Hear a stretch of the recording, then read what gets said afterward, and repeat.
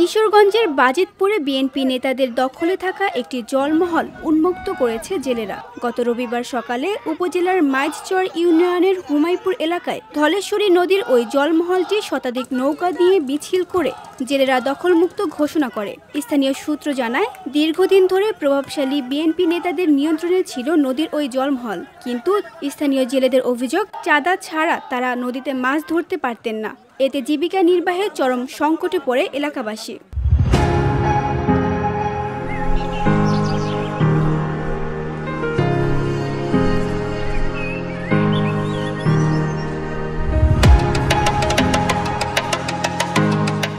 জেলেরা বলছেন, বছরের পর বছর কিছু লোক নদী দখল করে রাখে, এখন তাদের নদী নিজেরাই ফেরত নিতে পেরে আনন্দ প্রকাশ করছে। গাংটা আছেন উন্মুক্ত আমরা 5 বছর গত পেয়েছি, এরা কাগজপত্র না দেখে দখল করছে, দোলও পেরেছে না নদীতে।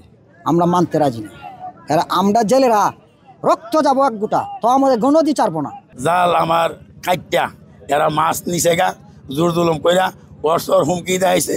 হুমায়ুন ইউনিয়নের সভাপতি রাশিদ মিয়া আমাকে হোয়াটসঅ্যাপ হুমকি দেখাইছে। আর একটা চেহারা বলেছে আমরা সরাসরি গুলি করুম।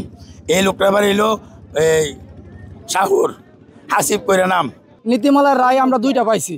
হ্যাঁ, নীতিমালা আমাদের পক্ষে, আমাদের জনগণ গাং শোষণ করে খাইবে। এখনো কিছু চক্র আছে, হ্যাঁ কিছু অসুস্থবাহী চক্র আছে, তারা এই গাঙ্গারে দল করে খাইবার জন্য চায়, গরিব ডরে তারা মাছ মারার জন্য দেয় না। কিন্তু আপনারা সরে যান, যদি না সরে যান তাহলে গরিবরা কিন্তু খাইবে গেলে কিন্তু শেখ হাসিনা কিন্তু থাকতে পারছে না ক্ষমতা।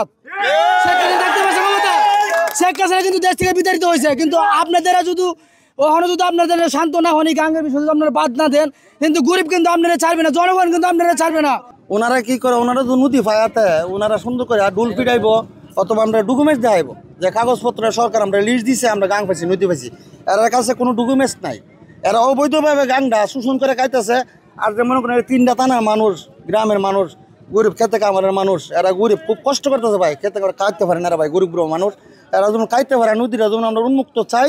বাজিতপুর উপজেলা বিএনপির সাধারণ সম্পাদক মনিরুজ্জামান মনি বলেন, আমাদের বিরুদ্ধে আনা অভিযোগগুলো সঠিক নয়, মিথ্যা।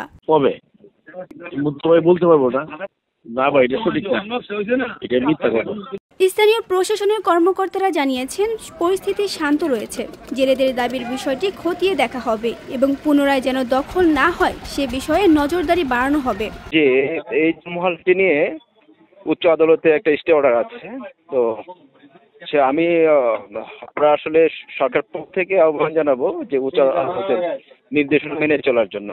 এই বিষয়ে আইন শৃঙ্খলার যদি পরিণতি ঘটে তাহলে সংশ্লিষ্ট কর্তৃপক্ষ আছে, তারা ব্যবস্থা গ্রহণ করবে এবং সাথে পক্ষে আমরা আদালতের যে নির্দেশনা সেটি মেনে চলার জন্য আহ্বান জানাবো। জেলেরা মনে করছে নদী তাদের জীবনের অংশ। তারা বলছে, আজ আমাদের সন্তানদের মুখে হাসি ফিরেছে, এটা যেন স্থায়ী হয় সেই দাবি আমাদের। VOD Bangla news desk.